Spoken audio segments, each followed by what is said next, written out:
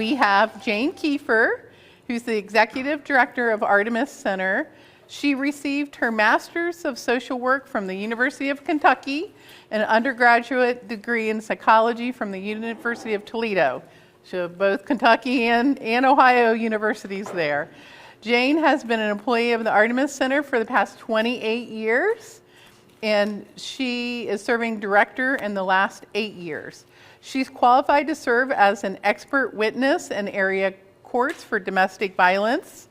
She participates in several committees in the community, advancing the best practices for working with survivors of domestic violence and their children. Jane currently serves as on the Ohio Domestic Violence Network, Board of Directors, and Human Services Priority Board.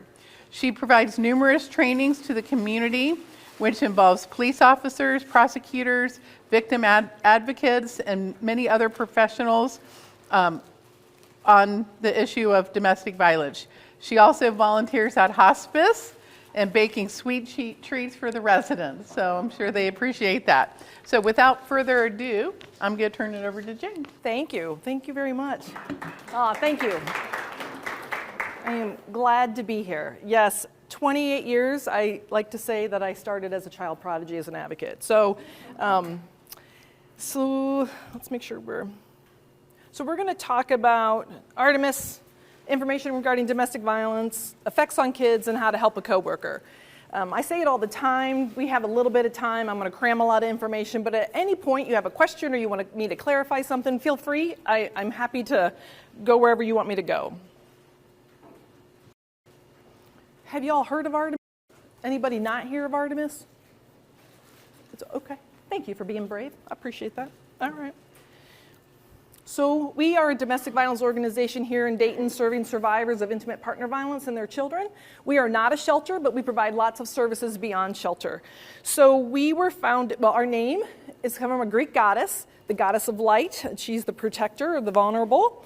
We were founded in 1985 by a group of women who realized that survivors need shelter, but need beyond shelter services because not everybody utilizes shelter.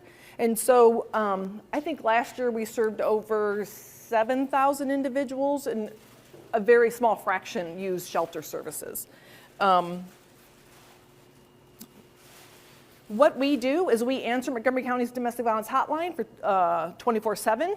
We go to court with individuals, so if an abuser is charged with domestic violence, we escort their survivor through the court process, and we basically help them understand legal terms because attorneys are speaking in legalese, and we just kind of help them understand what their rights are and what to expect. We do support groups, we provide childcare, we do education. We do a group for what's called women who resort to force, who are victims of domestic violence but do not belong in a batterer group. And then we also do a group for women who are involved with children's services. I'm going to stop because I hear myself. Do we serve men? Yes. Are men victims of domestic violence? Yes. I think I have stats coming up, but the vast majority of victims are women. National statistics, CDC, FBI, all the different statistics tell us 85 to 95% of victims are women. And yes, we serve men. We serve gay men, we serve straight men.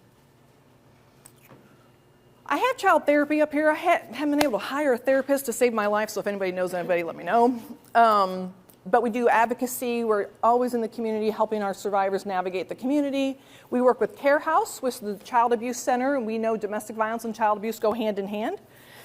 We're at Family Treatment Court, Women's Therapeutic Court. We're also at the Women's Monday Correctional Institution doing a 7-week education group with the women who are incarcerated up to 120 days. And then we try to do prevention in schools. And we do mostly middle and high school, and I'm here to tell you we need to do younger. Like our kids are witnessing violence at rates that are appalling to all of us. There we go. So I think it's important to say most batterers are men, but not all men are batterers. What we know, and I see it, that victims of domestic violence will get out of an abusive relationship and then find another batter.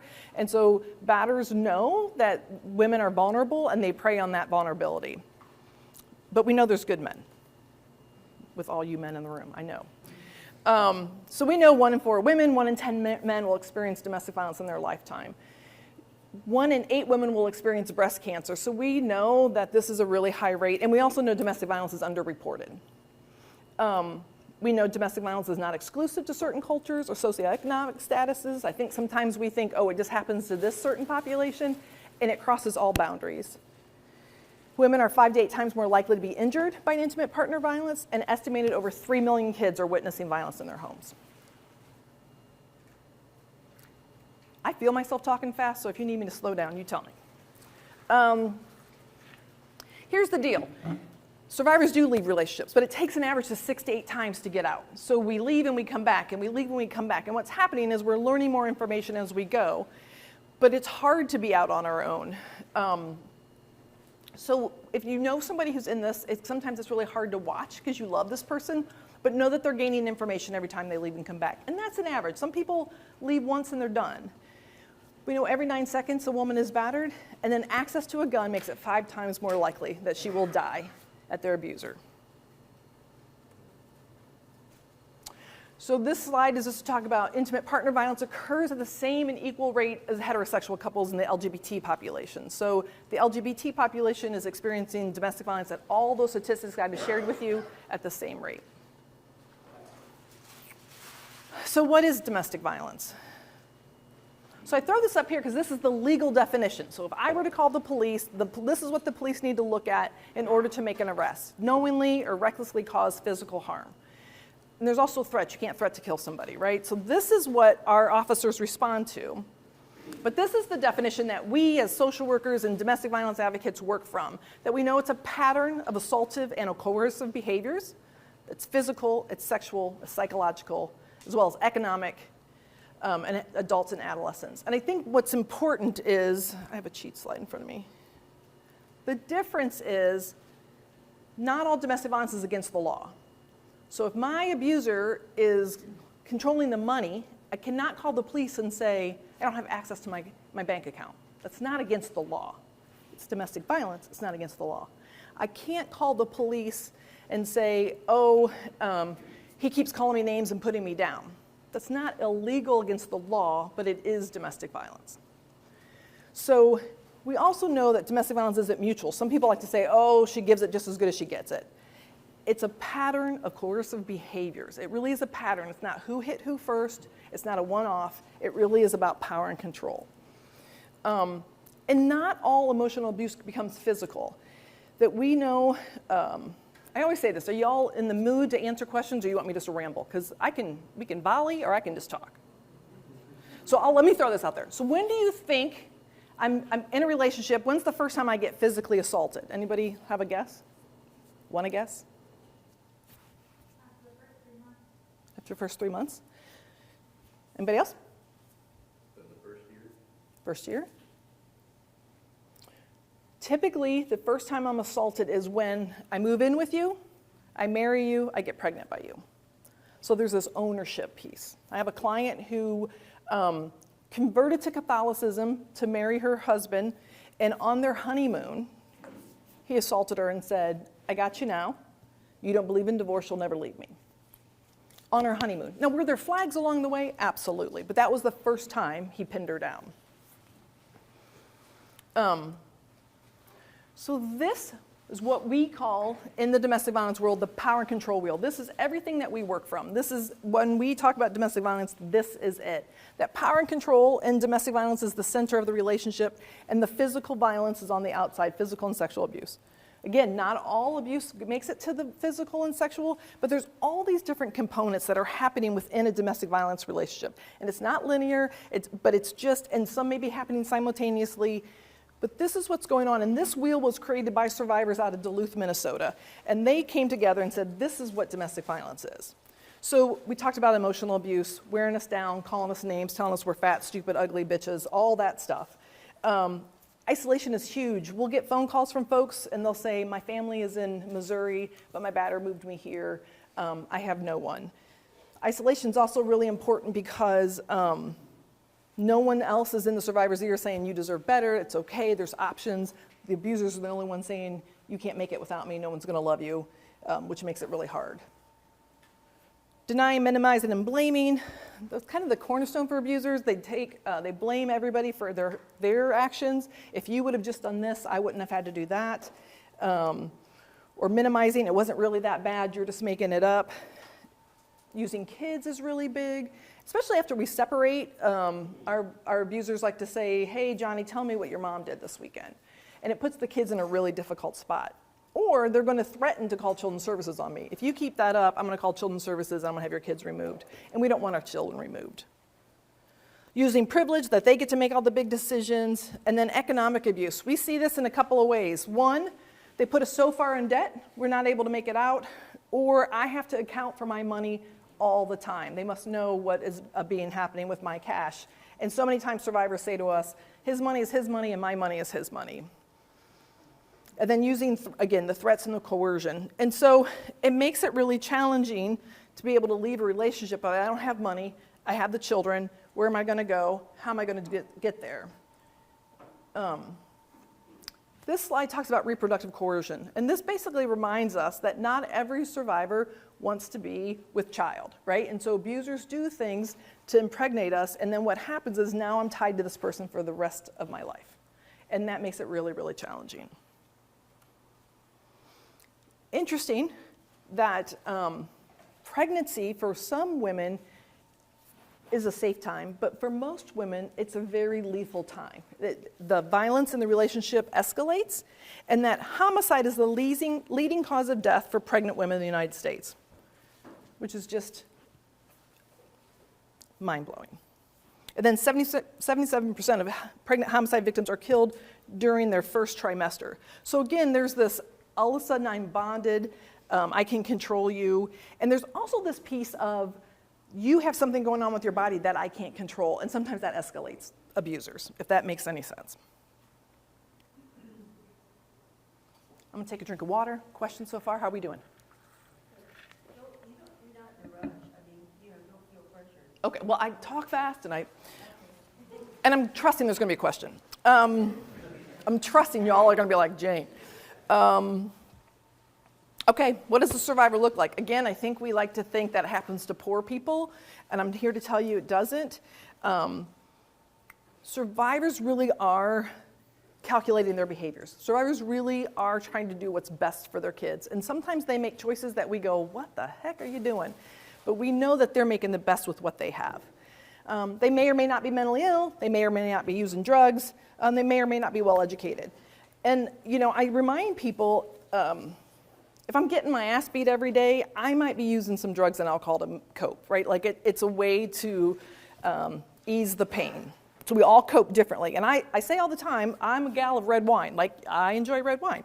I don't take it to the limit, but it makes sense that I'm going to drown my sorrows if I'm worried about each night that I might or might not be assaulted. Okay, this one. Why do people stay in a battering relationship? Anybody want to guess why would I stay in a battering relationship? Who said that, but it was good? What'd you say? Fear. What else? Self-doubt. What's that? Self-doubt. Self-doubt. It's a process. It's a process. They wear you. Yeah, you couldn't make it without them. Yep. Yep. Thank you. It's a process. It's expensive, and it's dangerous. Also, I think sometimes we forget there's love. I love my batter. My batter is not abusing me 24/7. There are moments where I fall in love with this person, or I see glimpses of this person who I know is kind and loving. And that's who I want the person to be. We have hope, because again, we see that peace. And then we have kids. A lot of us think, oh my gosh, my kids need a 2-parent home. We have pets. What are we going to do with our pet? And then we take on the blame, right? Again, batters have blamed us the whole time, so we think, oh my God, I can't do it. I can't do it. The more determined, dependent, or desperate the abuser is, the harder it is to escape. When I started 28 years ago, probably 25 years ago, we worked with a woman who abuser unfortunately murdered her. But before he murdered her, she filed for a divorce, or she filed for a protection order, and he was arrested one night because he was sitting on her back steps and said, I just want to be close enough to hear her breathe, right? Like, this guy was determined. Like, there was no stopping him. And unfortunately, he did. He broke into the house and murdered her in front of her children. He is now behind bars for the rest of his life. but there was no protection order, no nothing that was going to stop this guy. I think it's important to remember that people like to think, oh, just leave, just get out, it'll be better. And I'm here to tell you it's not. We call that separation violence. And so now that I've left, my batter's going to up the ante a bit. And what does that look like? And so it might be driving by the house. And let's say I get a protection order, and a protection order orders my abuser to stay 500 feet from me. Well, they're driving down the street, and I call the police. What are the police going to say? Well, it's a public street. He's not really doing anything. I know he's intimidating me. I know what this means, but I'm not going to be able to get any involvement because of that. But it's that I'm still here, I'm still looking, I'm still paying attention. The first 3 months of leaving is the most dangerous time. And so I challenge you every time you read an article from here on out and you read that a woman was murdered, I promise you you're going to read, she filed for divorce, she said she was leaving, she got a protection order. So it's that when I leave the relationship. So if you think about, we go back to that power and control wheel. I, Jane, decide to take back some of my power. I'm going to leave. What does that do for my abuser? He's going to up the ante somehow. So it's either going to be love and roses and promises, and I'm going to go to counseling, I'm going to stop drinking, and I'm going to do whatever, that fill in the blank. Or I have a .357, I'm not a gun person, I have a gun and I'm going to shoot you, and if I can't have you, no one will. So it's that right after we leave is when it really escalates. And so we really tell people we need to talk about safety planning because the violence increases in the relationship. And then 4.5 million women are reported being threatened by a gun, by an intimate partner. So guns also come into play, right? They'll be on the table, on the nightstand. Nothing happens to them, but it just reminds us who's got the power and if you do anything. But I think we need to realize that the point I'm making is, yes, we are injured in many, many ways with many, many instruments. But the power of the gun, I've heard so many people say, oh, they just happen to be cleaning it. Or it's sitting out. It's just another intimidation factor for survivors. And truthfully, not to go down this rabbit hole, because this could take us all day, is I've worked with several women who've gone for the gun to shoot their batter, right? And then what happens is some have, and they're sitting in bars, behind bars, or some of them has been turned on them and they got injured, right? So, because sometimes people will say, well, you just got to get a gun. And we really have to talk about that. Guns are not the answer to protect yourself, right? Because abusers can overpower us and hurt us. So, but we know that guns increase homicides and domestic violence. We stay because of our pets. If you all have pets, most of us don't want to leave our pets behind. I can tell you that we have a program here in Montgomery County with SISCA, and it's called Safe Pets. And it's a program for domestic violence survivors. It's also for people maybe have to have medical care. And so you can take your animal and it'll be fostered while you get back on your feet. It's a great, great program. We utilize it quite a bit because survivors will say, I'm not leaving my dog. And as a pet owner, I totally get it. So these next few slides, I'm going to go rather quickly, but it'll make sense. We'll get to the end because I want to talk about We're going to talk about Sarah and her 2 kids and what happens to Sarah when she decides to call the police on her situation. So this slide shows us that she called 911, the police responded, and all the different options that can happen. And so she can file a report, she has to go to an arraignment, she can go to the pretrial, trial, sentencing. So this is the criminal court process here. That can and cannot happen. Some people don't follow through, but if you were to follow through, these are the different steps that can happen. And I also need to make sure we know when you go through court, there's more continuances and continuance, and it drags the court out. So you're constantly going back to see your abuser. So this is one component of domestic violence in the criminal justice system. Meanwhile, here's the civil order side. So maybe I want to get a protection order against my abuser to keep him away from me and my children, or maybe just from me, and then my children still have to visit. That happens more times than not. But in order to get a protection order, I have to go to what's called an ex parte, and then I have to go back for the full hearing. And again, there could be continuances. There could be, usually there's multiple continuances. And then it kind of shows how, so if it's granted or not granted, it's just more court processes. And that's the thing too, I think people think, oh, the batter's just going to kill her. If you read articles, you're going to read about bystanders all the time. And good bystanders, right? Trying to help her, and they get murdered right along with her. And so, yeah, I mean, we talk about even at Artemis, because again, it happens to everybody, like we're aware, we know about the protection order, but we created a space that people are comfortable to tell us. And so we know what the protection order is. And then we asked, are you okay showing us a photo so we know what to look for, who to look for? Can we know the car? Can we know all this information? So we're a locked facility. You can't really get into Artemis. But if someone were to approach us, then yes, we have all that information. Oh, just don't scratch your head too much around here. I'm going to call on you. So, and this is our biggest fear, right? I'm going to take your children away from you. Like, everyone's really scared about children's services, and children's services doesn't want to take your kids, right? They really don't. But it's our biggest fear, and it's going to make us jump through whatever hoop. And there's lots of hoops for children's services. And then there's custody. Batters all the time tell us they want custody. Batters don't want custody. They just want to scare the shit out of us. That's what they want. They want to take us through court and make it even harder. And so these are all the different steps for custody. And then housing, again, we stay because it's expensive, where are we going to go, who are we going to live with. And now, let's say the apartment, the house is in his name, where am I going to go, how am I going to figure this out? And so now we're on the hunt for housing. And we all know housing is not an easy thing right now. And so the point of all these is this slide. So these are all the steps that this one survivor can do because of one domestic violence assault. The other thing I'd like to remind us is the first time I'm assaulted by my batter, do you think I call the police? I don't, because I'm shocked. I'm shocked.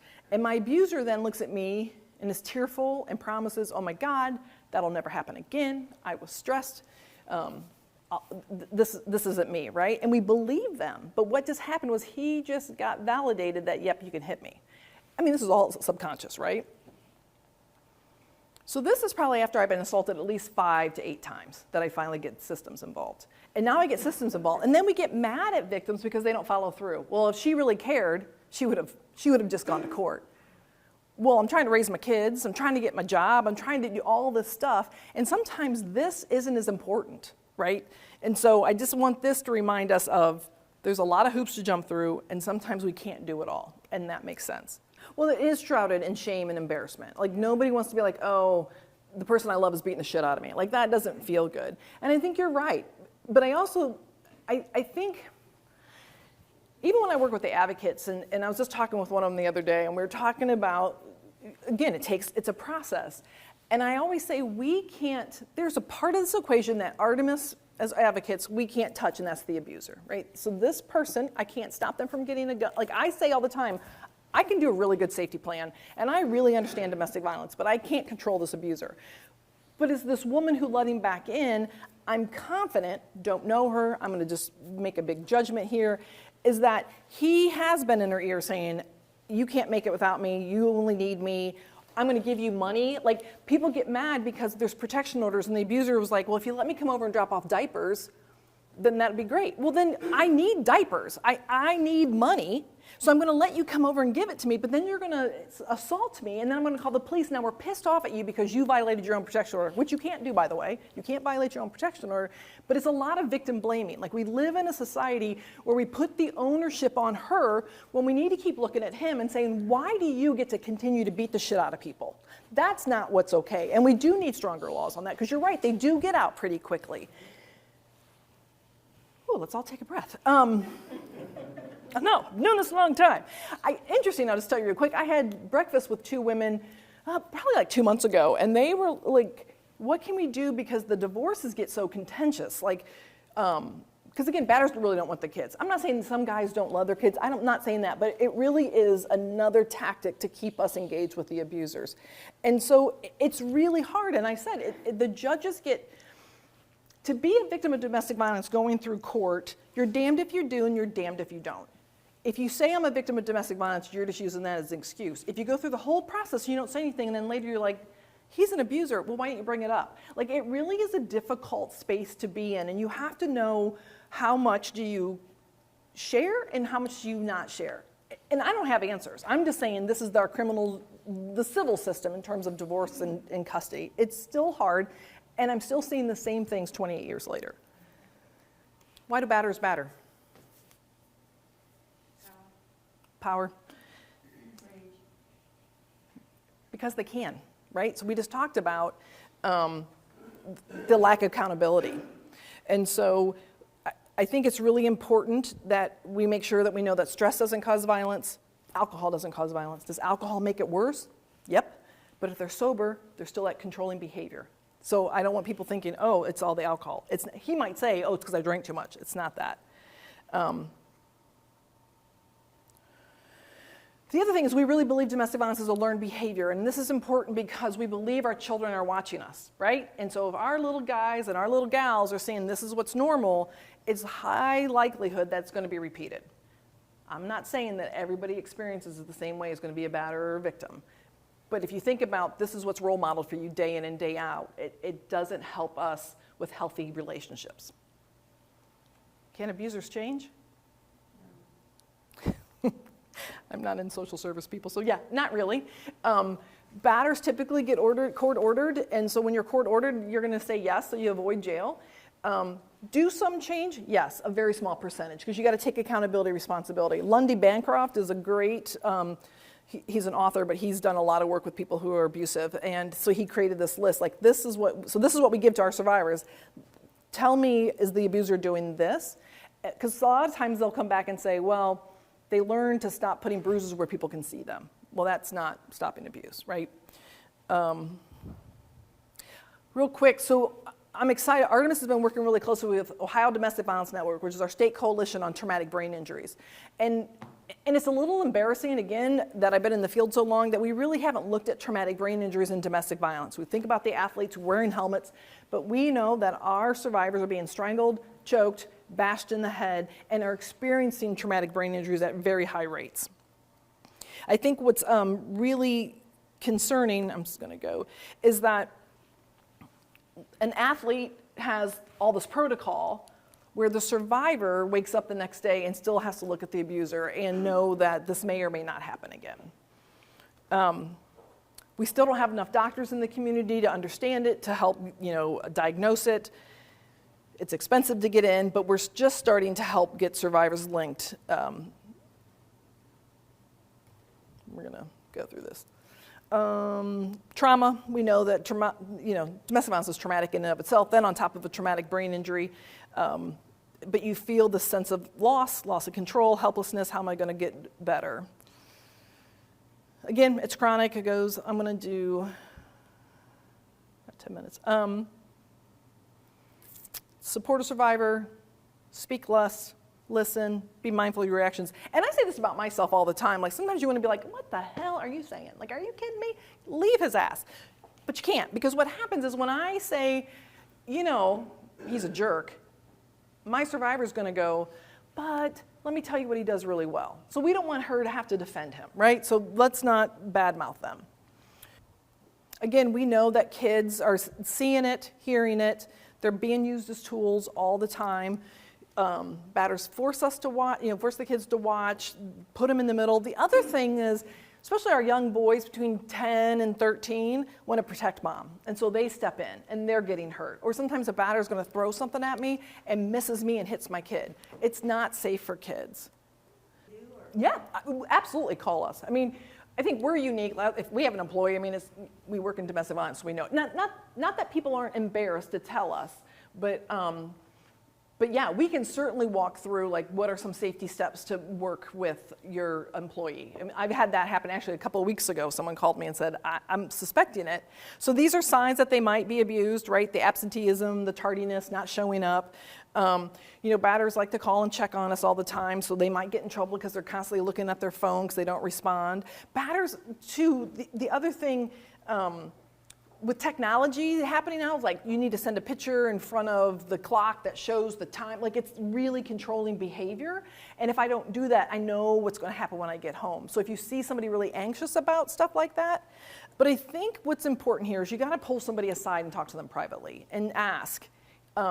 State what you notice. Don't say, are you a victim of domestic violence? I think it's really good to say, are you safe? And I'm here to tell you, and I want you all, I'll give you my information, everyone's gonna say to you, yes. No one's gonna be like, oh no, on the first response, because unless you have a really great relationship with them, but you gotta build support and you gotta build rapport, because it's, again, it's embarrassing, it's hard to disclose that the person you love is hurting you.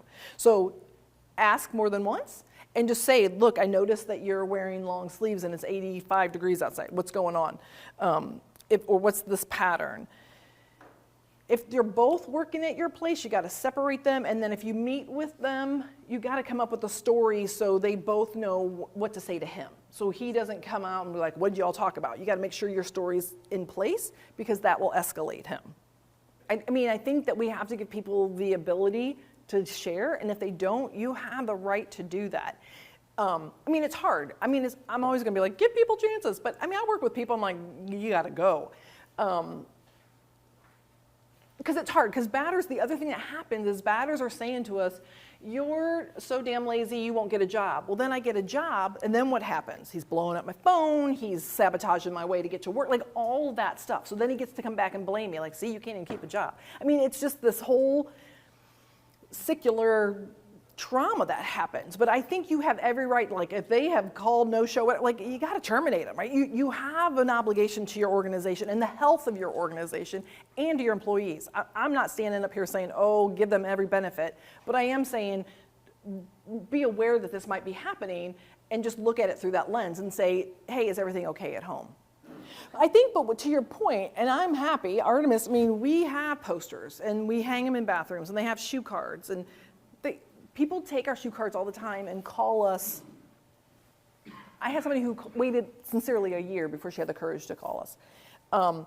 But that point also for you all is you don't have to be the expert. You can call us. You can say, I am dealing with this. What do you think I should do? And sometimes it's just sitting down and talking about the nuances of what you've been seeing and how you can approach it. And I'm not saying we're going to have all the answers. I mean, we're good, but I mean, there's some things that stump me. Sometimes people ask me something, I'm like, I don't know. But we're going to do our best to help and to make sure that your company is still okay, but the survivor is being taken care of. 461-HELP is our hotline, but if you want me to drop off, like we have rack cards, we have shoe cards, we have safety planning cards, we have lots of information that we can share that if you just have, if you feel comfortable having it where you work to share, that's. Do you need volunteers? Sure. We don't have a lot of volunteer space because we're a smaller organization, but we have a clothing pantry, food pantry. You take use cell phones? We take use cell phones, yep. And then we have a food pantry and a toiletry pantry, so sometimes we help people just have food to get through the weekend before they can get to like a food bank or something like that, or we have like diapers and wipes and feminine hygiene products and shampoo and conditioner, stuff just to kind of get folks through the weekend. We always take those donations. Gas cards are great because we give people gas cards to help them get to court, get to wherever they need to go. So those are things that if you're really, we buy window alarms, door locks, things that just help with extra safety for folks to make them feel better. We've been trying to purchase more it doesn't have to be a ring, but like cameras to put so people just feel safer in their home. Those are things that we help supply for survivors. Yeah, so we do a great holiday program. We really try to ask people to donate gift cards because we want the mom to buy the gifts to their own kids. We know that's fun. So we do a big holiday program. You can drop off. We're at 310 West Monument. We are not confidential. Our name's on the building. You can just come in. Now, when you walk into Artemis, it feels really cold because you're greeted, you're in an elevator vestibule, and you just pick up the phone and say, I'm here to make a donation, and then somebody will help you. Do you have fundraisers? We do. We have a big fundraiser every October. October is Domestic Violence Awareness Month. We do a breakfast that goes from 8 to 9 in the morning. We usually, you'll hear me talk, and then we have a survivor talk, and then we do the big ask, and you're out. Like it's a very light breakfast. That's our one big event every year in October. That's our fundraiser. Thank you.